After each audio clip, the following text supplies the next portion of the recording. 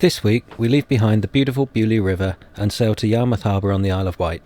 We shelter from strong winds for a couple of days and explore the island by bus. We visit the Needles at the western end of the island and find the National Coastwatch Institution lookout point. Morning all, we've just slipped the lines at Beulieu. We moved from Bucklershard Marina to a mooring buoy just to save a bit of money. It was also, because it's springs, there's quite noisy on the pontoon because the boat's not free to swing. So we moved to the mooring buoy. It was much quieter, much more comfortable. Yesterday we had a nice walk up to Beulieu village, had a bit of a look around.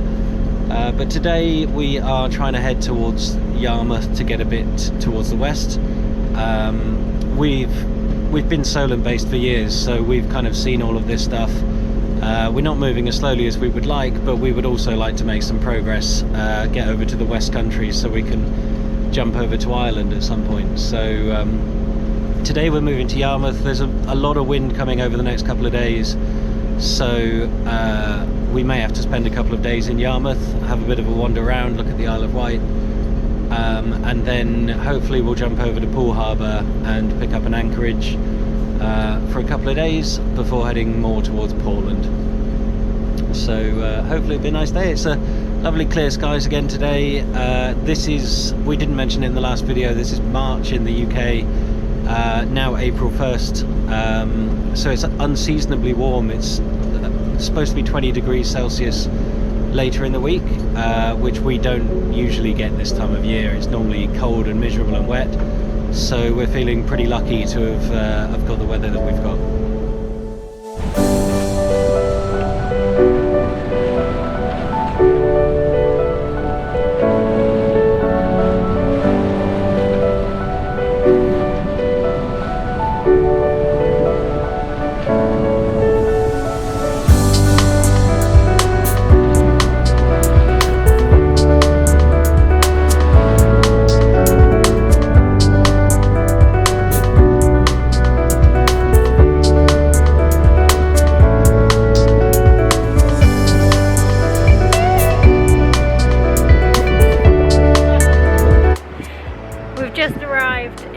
Yarmouth. We are not sure how long we're going to stay now because the weather is quite bad, rolling in with lots of wind and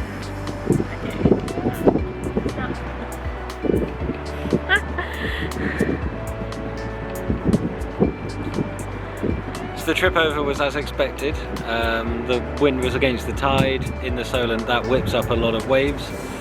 So very short, steep waves, which just makes it very uncomfortable. It's not dangerous, it's not difficult, but it does take some concentration to steer. So although it was only an hour and a half journey, it was quite tiring, just because you have to constantly be on watch for as the boat moves side to side. But we made it fine. Docked the boat. The harbour team here gave us some help docking, came out and took our lines, which is always nice and much appreciated after a difficult journey.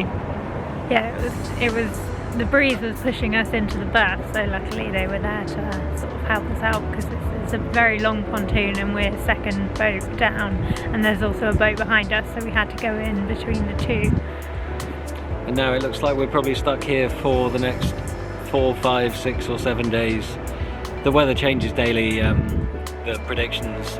We could push ahead and get to Poole Harbour, but it would be another uncomfortable journey for probably 4 hours, beating into the seas.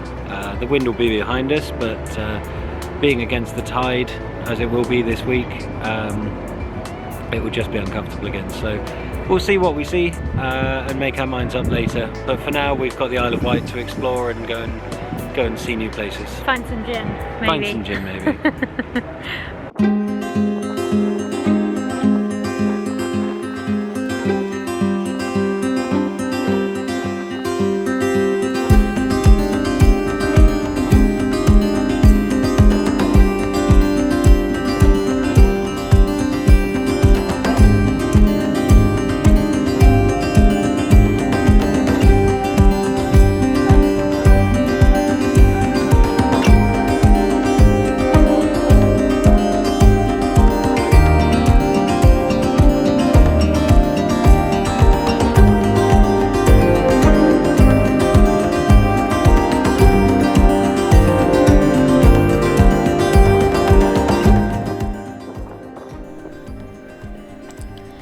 Following consolidation and modernisation of the UK Coast Guard stations, the NCI was founded to keep a watch of the coast and raise alerts where needed.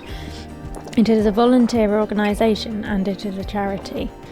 NCI now works alongside the Coast Guard and Border Force and contributes to search and rescue operations, as well as providing a vital information to other agencies in various situations such as missing persons, distressed wildlife, ordnance on beaches, people getting blown out to sea on inflatable toys, and many others. From a sailor's point of view, more than 60 stations around the British coastline can be contacted by phone or on the VHF channel 65. They can provide real-time information on conditions and weather. They are also happy to respond to a radio check, which keeps channel 16 free in busy areas and reduces traffic to the Coast Guard. We hope you enjoyed this week's episode. As you can probably tell, we're rushing along the coast a little bit.